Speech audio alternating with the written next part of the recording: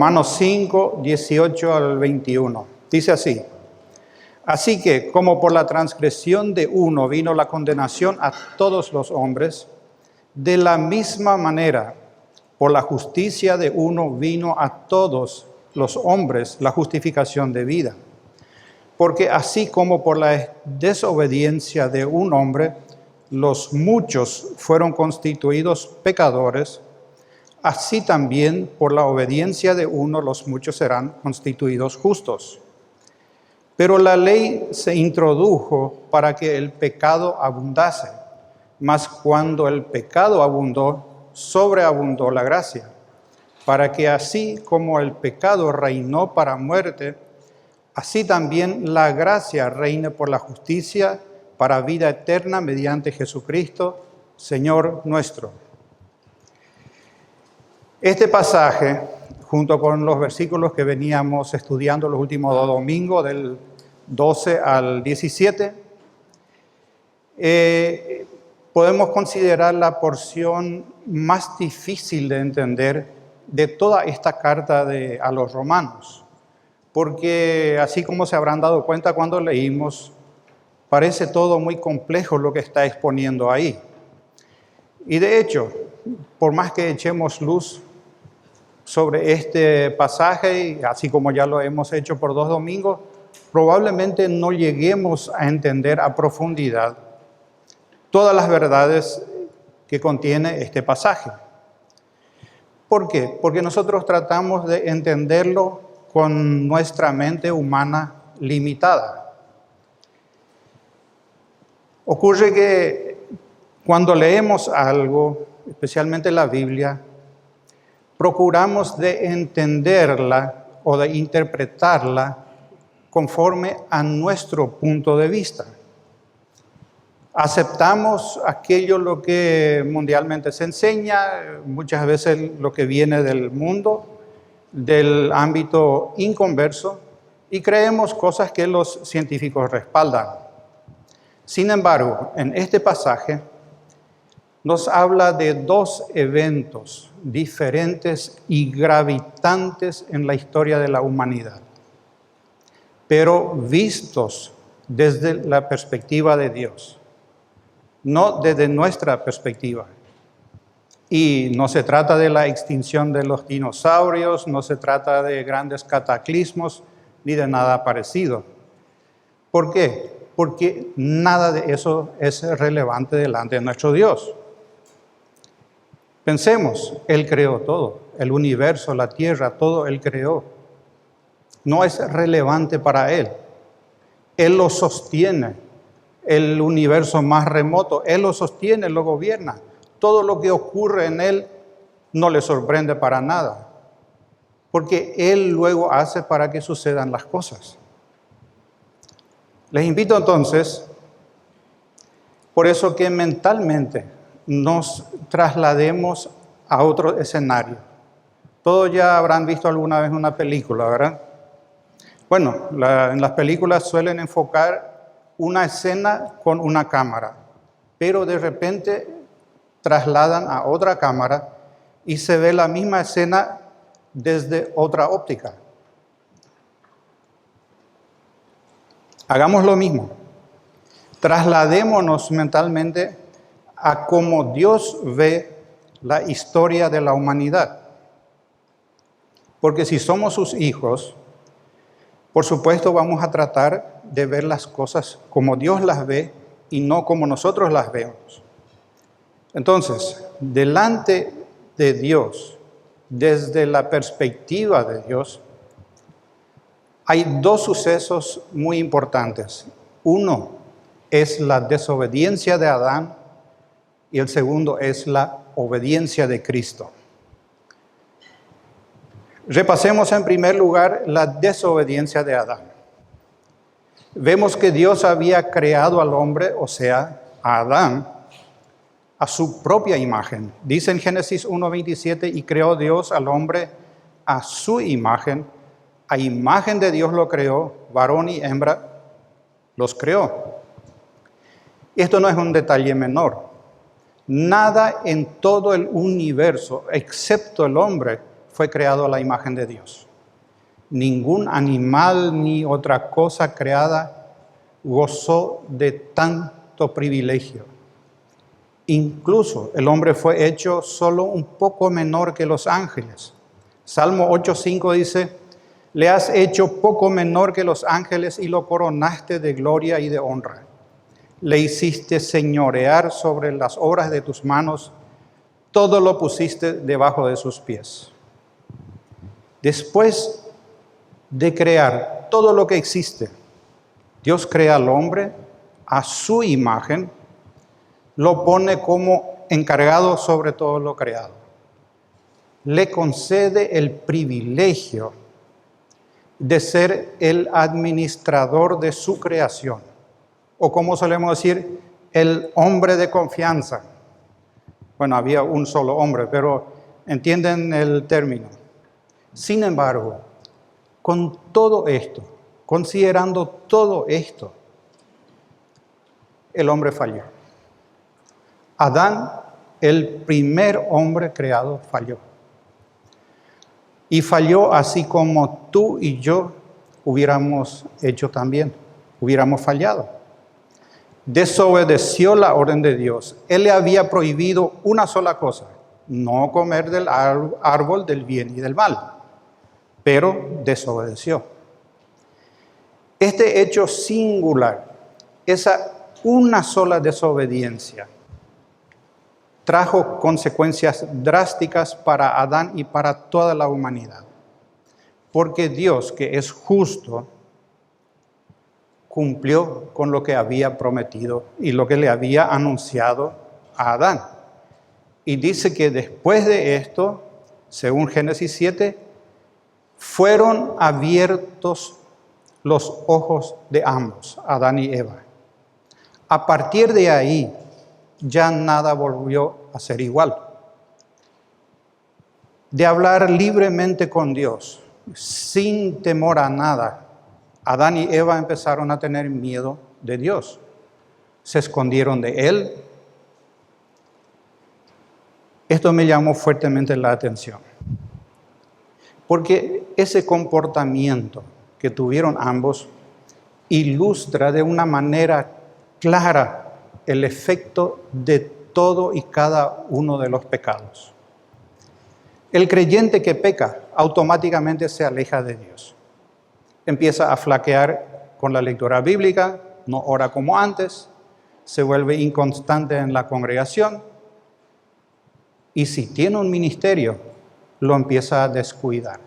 Y eso continúa empeorando hasta que se arrepienta y que se reconcilie con Dios. Pues Adán y Eva, de ser amigos de Dios, habían pasado a ser enemigos de Él, a causa de ese un solo pecado. Fueron echados del Edén, por consiguiente, echados de la presencia de Dios. No nos podemos ni imaginar el impacto que esto habrá significado en las huestes celestiales. Fíjense, todos habían visto la creación, cómo Dios le hizo al hombre y pecó. Habrá tenido un impacto tremendo. Aparte de ser destituido de la presencia de Dios, también se produjo en Adán un cambio, que hasta podemos pensar fue genético. La Biblia no nos cuenta qué tipo de cambio hubo en Adán, pero sí nos dice que entró la muerte al mundo en ese mismo instante. Y la palabra muerte significa separación. Entró la separación, entró la muerte en sus tres facetas. Primero, el hombre fue separado de Dios. Perdió el estatus de ser a imagen de Dios. Dios a partir de ahí lo ve como separado de Él, o sea, muerto. Segundo, a partir de ese momento, indefectiblemente se iba a separar el alma del cuerpo humano, en algún momento. es lo que conocemos como la muerte física. Ocurre cuando una persona muere literalmente. Se separa el alma del cuerpo. Y la tercera faceta, la más horrible de todas, es la muerte eterna. Ocurre cuando el alma de esa persona que murió, el alma que se separó del cuerpo, es enviada al infierno por toda la eternidad. Queda separada de Dios para siempre, sin posibilidades de revertir esa situación. Adán, cuando pecó, cuando desobedeció, fue constituido pecador. Era su nueva realidad o su nueva identidad, podemos decir. Y como tal, esa su nueva identidad, él transmitía a las siguientes generaciones. Y de hecho dice en Génesis 5:3, y vivió Adán 130 años y engendró un hijo a su semejanza, conforme a su imagen, y llamó su nombre Set. La identidad de Set ya no era como la imagen de Dios. La identidad de Set era pecador, muerto a los ojos de Dios. Nació separado de Dios.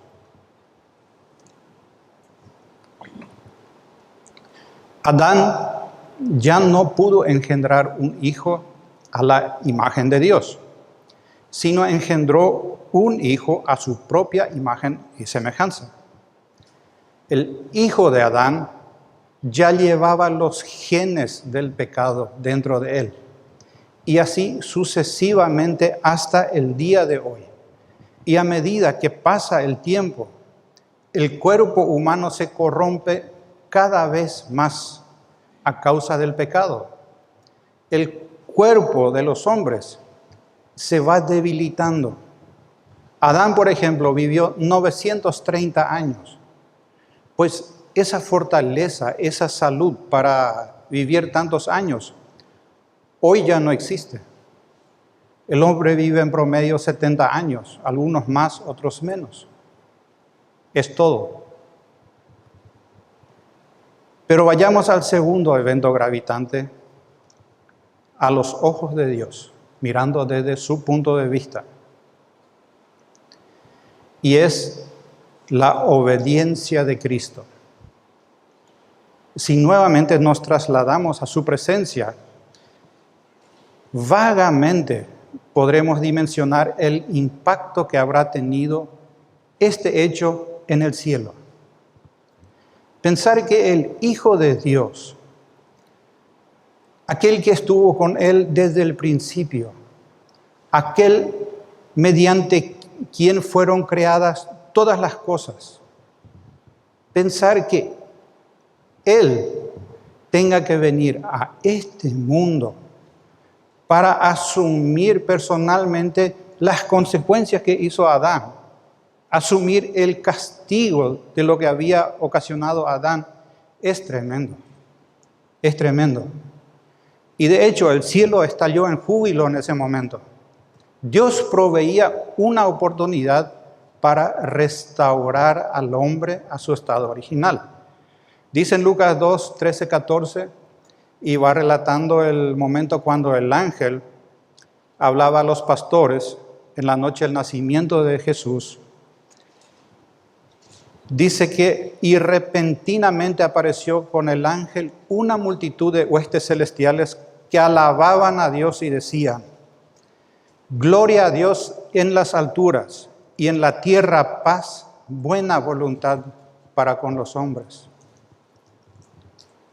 Vemos así que bastó un solo acto de Adán para traer el pecado. Para traer el pecado y la consiguiente condenación a toda la humanidad.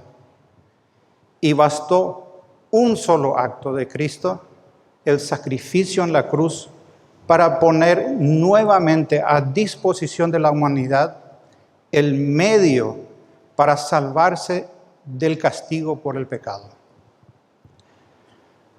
Los versos 15 al 21 del capítulo 5 que venimos desarrollando ya en parte el domingo pasado, y hoy lo terminamos, nos presentan 5 facetas de esa analogía, de ese contraste entre el acto de Adán y el acto de Jesucristo. Los 2 restantes que no desarrollamos el domingo pasado, las encontramos en los versículos 18 al 21 que leímos recién.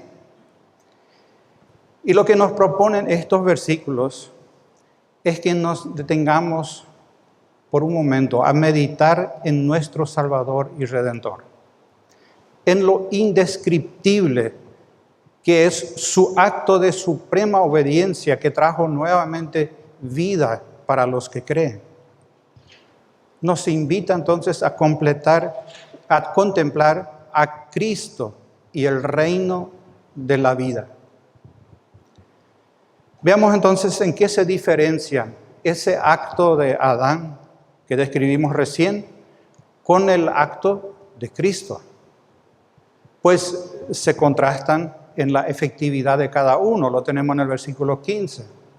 Se contrastan en el alcance que tuvieron, versículo 16, en su eficacia, versículo 17, en la esencia, versículo 18 y 19, y en la energía, el poder para obrar de cada uno, versículo 20 al 21. Repasemos brevemente las 3 primeras facetas para fijar un poquitito mejor en nuestra memoria. La primera faceta nos muestra la eficiencia del acto de Cristo comparado con el acto de Adán. Vean en el versículo 15, dice, pero el don no fue como la transgresión, porque si por la transgresión de aquel uno murieron los muchos, abundaron mucho más para los muchos la gracia y el don de Dios por la gracia de un hombre, Jesucristo.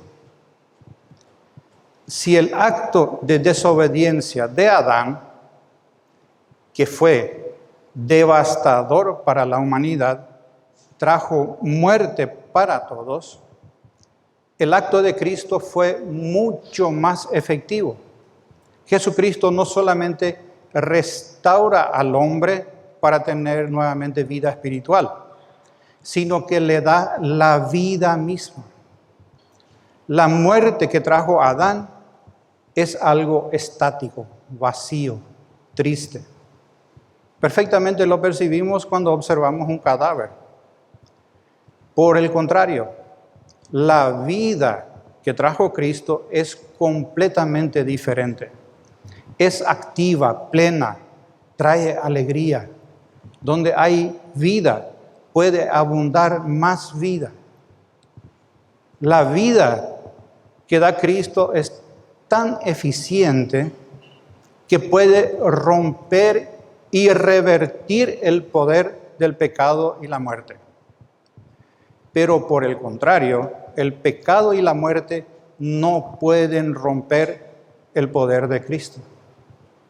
La vida que da Cristo no se puede revertir, no se puede deshacer. El que está en Cristo tiene vida eterna. Nadie puede deshacer eso. Segunda faceta, el alcance de la obra de Cristo comparado con lo que hizo Adán. En el versículo 16 dice, y con el don no sucede como en el caso de aquel uno que pecó, porque ciertamente el juicio vino a causa de un solo pecado para condenación, pero el don vino a causa de muchas transgresiones para justificación. Dios odia el pecado. Y odia tanto el pecado que fue suficiente un solo pecado para condenar a toda la humanidad.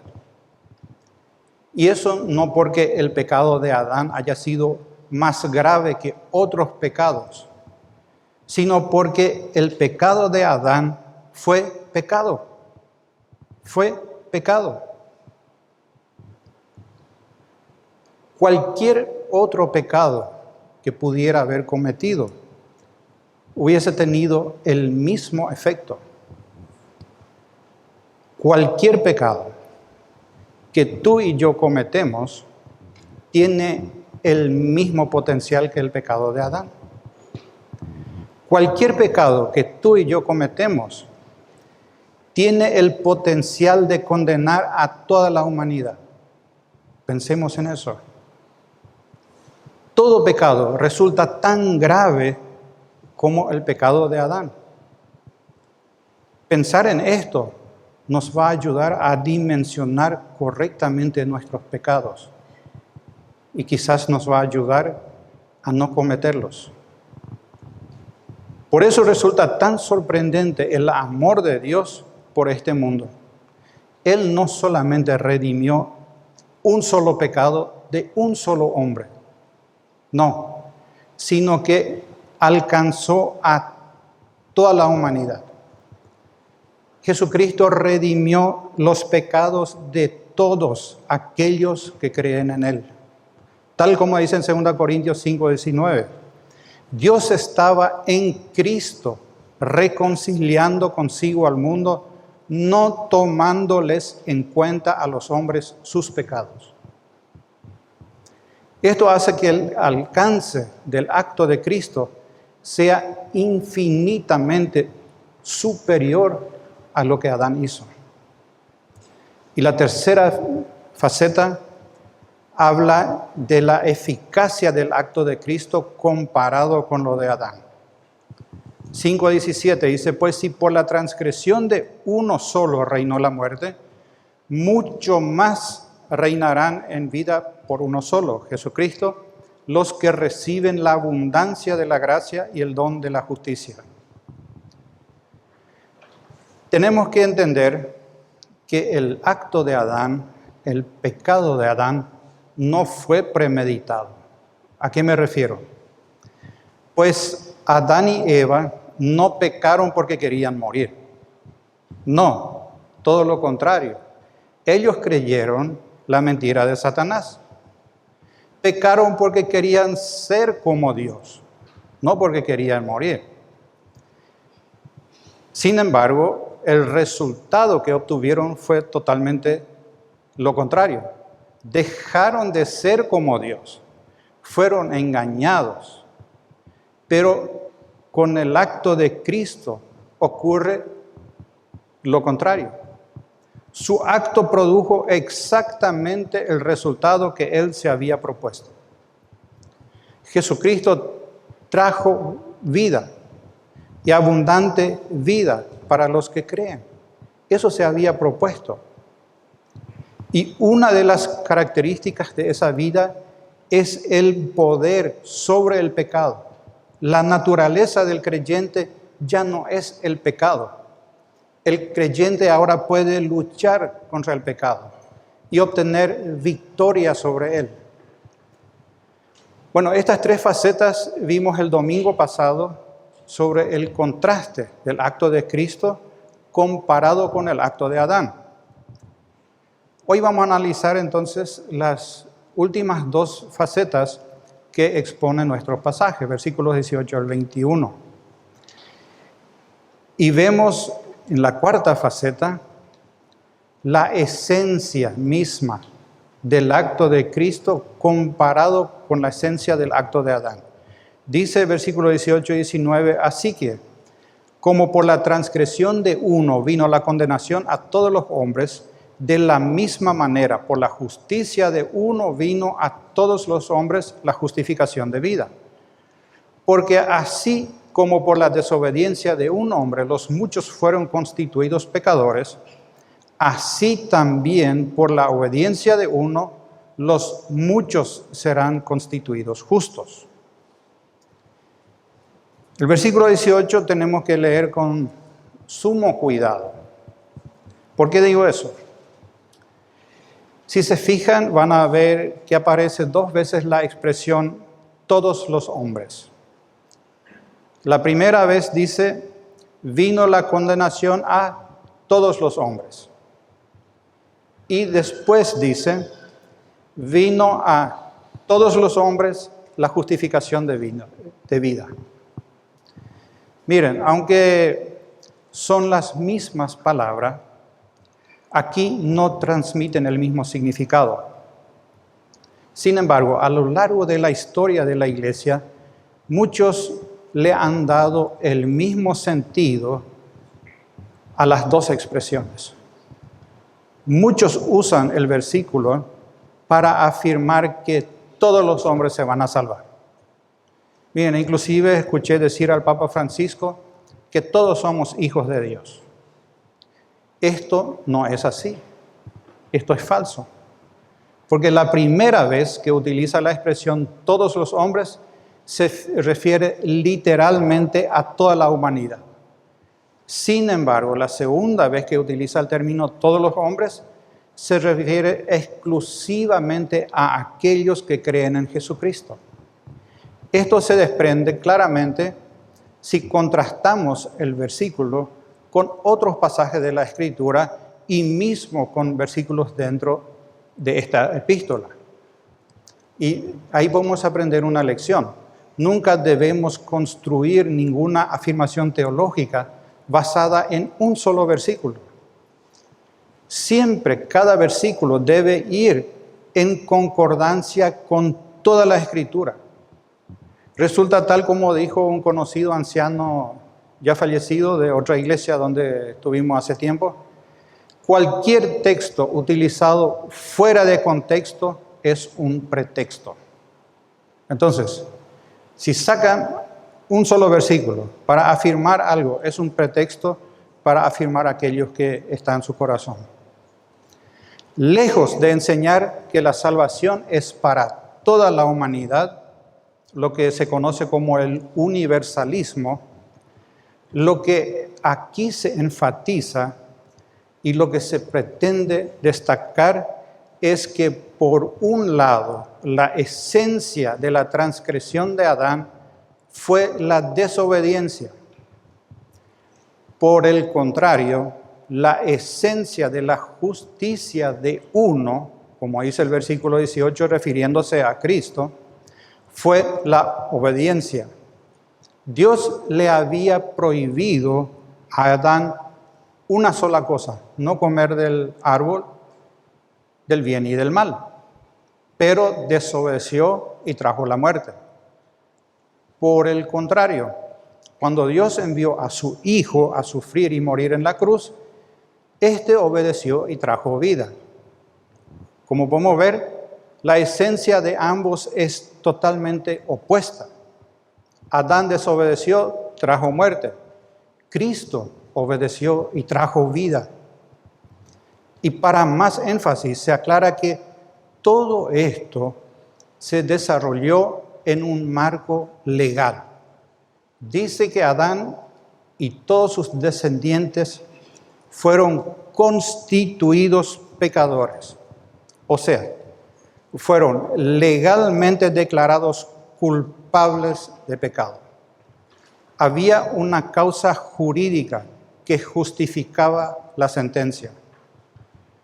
Nuevamente y totalmente a la inversa, el acto de Cristo, su obediencia,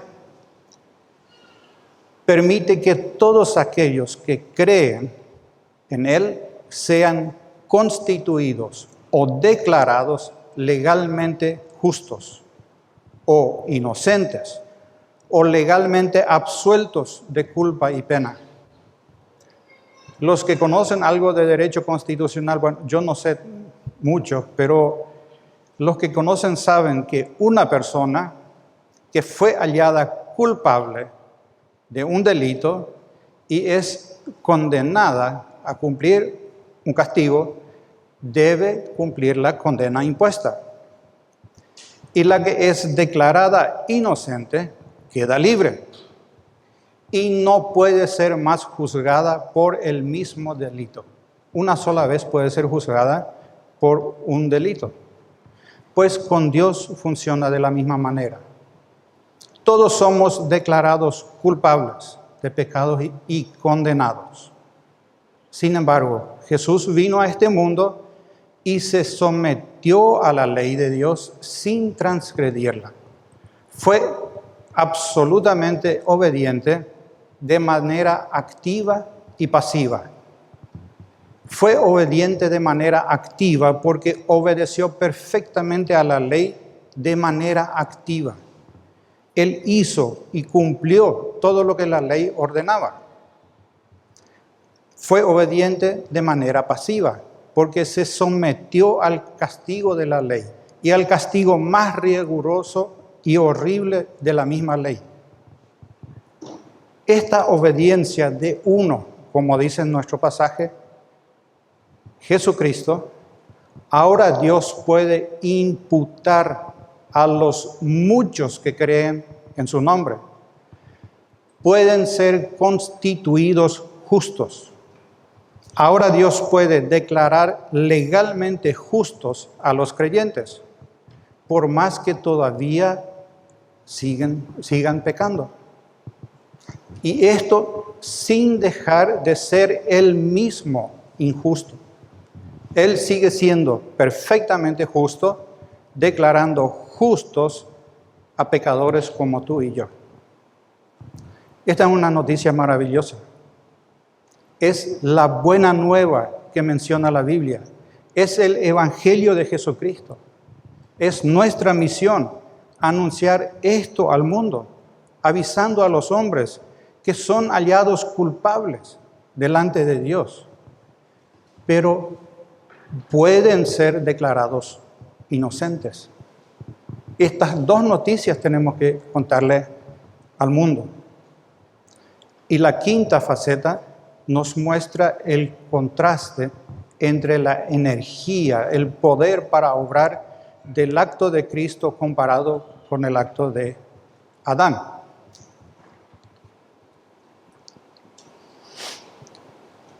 Dice en el capítulo 5, 20, 21, pero la ley se introdujo para que el pecado abundase.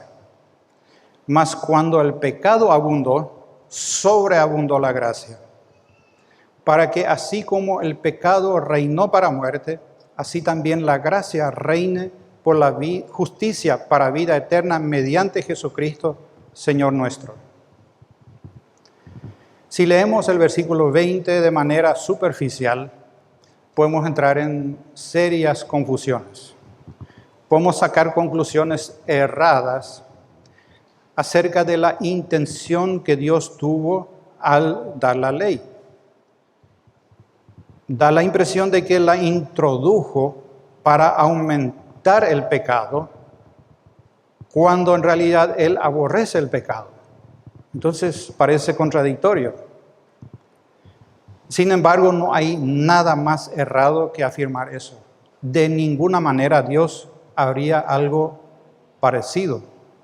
De hecho, más adelante en el capítulo 7, versículo 12 dice, la ley a la verdad es santa y el mandamiento santo, justo y bueno. Entonces, ¿dónde está la verdad? Para empezar, tenemos que entender que Dios dio la ley al pueblo de Israel para que tengan parámetros correctos de vida, para que sepan cómo conducirse de manera apropiada delante de un Dios santo. Pero la ley nunca tuvo algo que ver con la salvación de ningún ser humano. Nunca nadie se salvó por obedecer completamente la ley, por cumplirla en su totalidad. Y por el otro lado, nunca nadie fue condenado al infierno por desobedecer la ley. Tampoco podemos asumir que las cosas que prohíbe la ley no le importaban a Dios antes de dar la ley, que no eran pecado antes, pero después de dar la ley empezaron a ser pecado. Tampoco. El pecado y la condenación ya existían. Todo lo que establecía la ley ya era pecado. El pecado ya existía desde antes. entró con Adán, antes de que la ley fue dada a Moisés. Dios siempre aborreció todo pecado y siempre lo condenó. Por otro lado, así como existía el pecado y la condena, también existía la manera de salvarse. Acordémonos de Abraham. Abraham fue declarado justo por su fe. Y eso ocurrió mucho antes de que Dios haya dado la ley. Resumiendo, Dios dio a Moisés la ley para que el pueblo tenga un modelo de justicia, para que sepan lo que a Dios le agrada y lo que Él aborrece. Pero nunca fue la intención de Dios que el hombre sea justificado, que alcance la justicia mediante la ley. Para las personas piadosas, las que buscan agradar a Dios y hacer su voluntad, la ley les servía como guía para vivir una vida más justa y piadosa. Nosotros hoy en día no estamos obligados a cumplir la ley. La ley fue temporal para el pueblo de Dios, pero hasta hoy nos sirve también como guía para saber lo que a Dios le agrada. Por otro lado, el segundo efecto que tiene la ley es el de incitar a los hombres impíos contra Dios. No porque la ley es perversa, sino porque los corazones son perversos.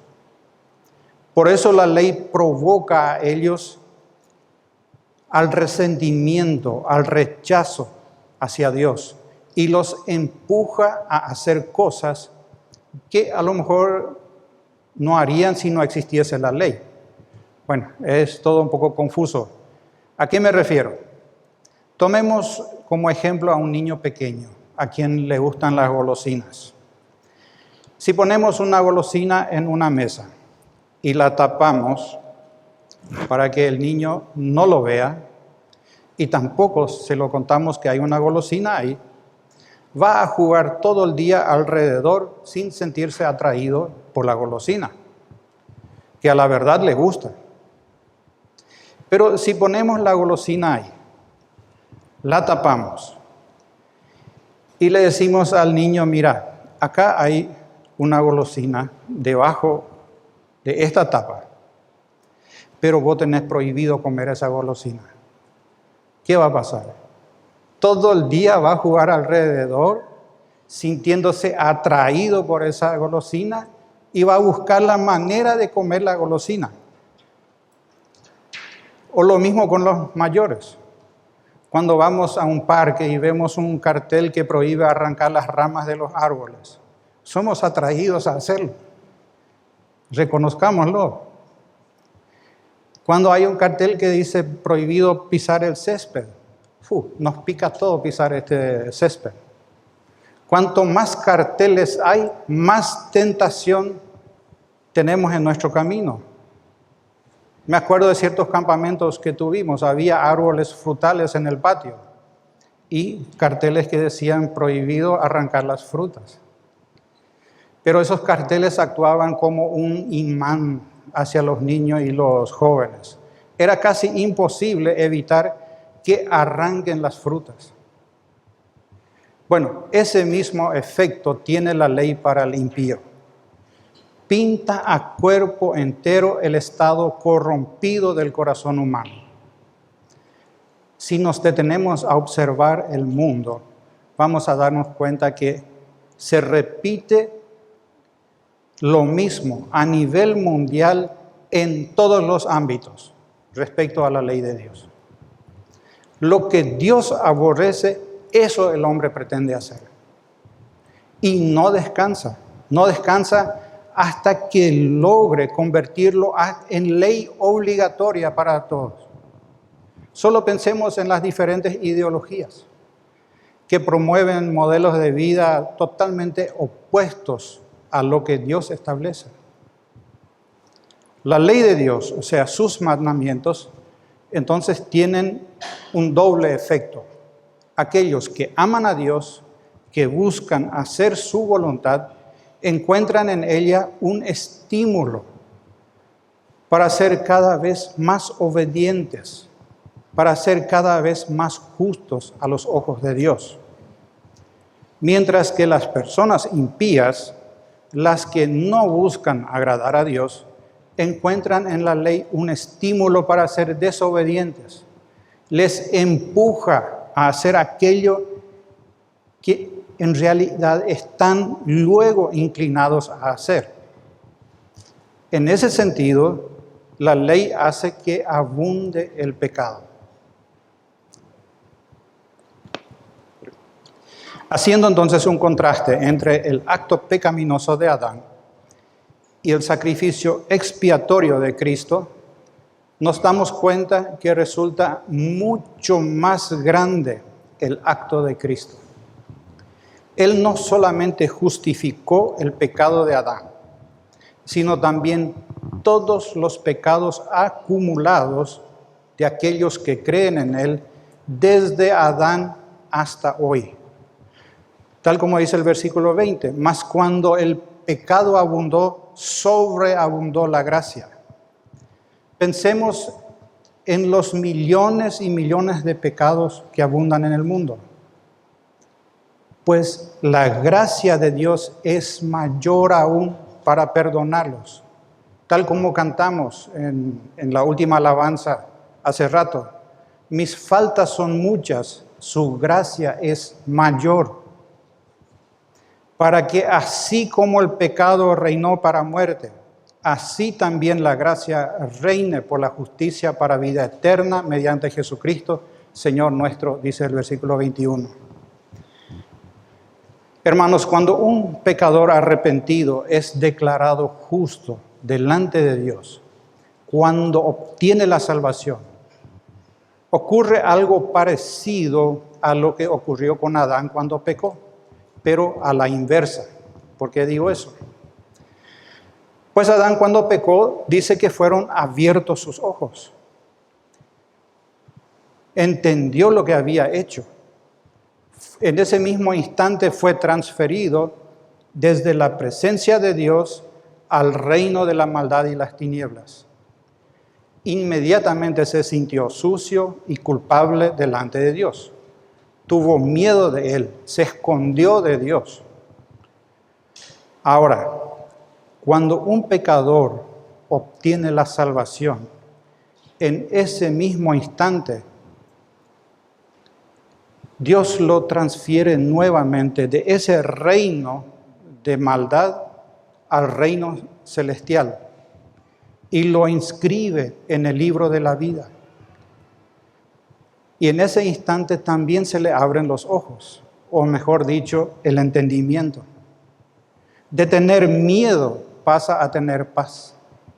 De ser enemigo de Dios pasa a ser amigo de Dios. De huir de su presencia, busca la manera de conocerle y obedecerle cada día más a Dios. De estar angustiado y afligido, pasa a tener gozo, sin importar las circunstancias que rodean su vida. Esto es maravilloso. Los que lo experimentaron en sus vidas entenderán lo que digo. Porque en realidad es imposible describirlo correctamente con palabras precisas. Y aquellos que no lo experimentaron todavía en sus vidas, les digo que todavía están a tiempo. Jesús dijo, Juan 6:37, al que viene a mí no le echo afuera. Por tanto, si tú estás hoy aquí y no estás seguro de tener esa vida eterna, arrepiéntete hoy de tus pecados. Pídele perdón a Dios y Él te justificará y escribirá tu nombre en el libro de la vida.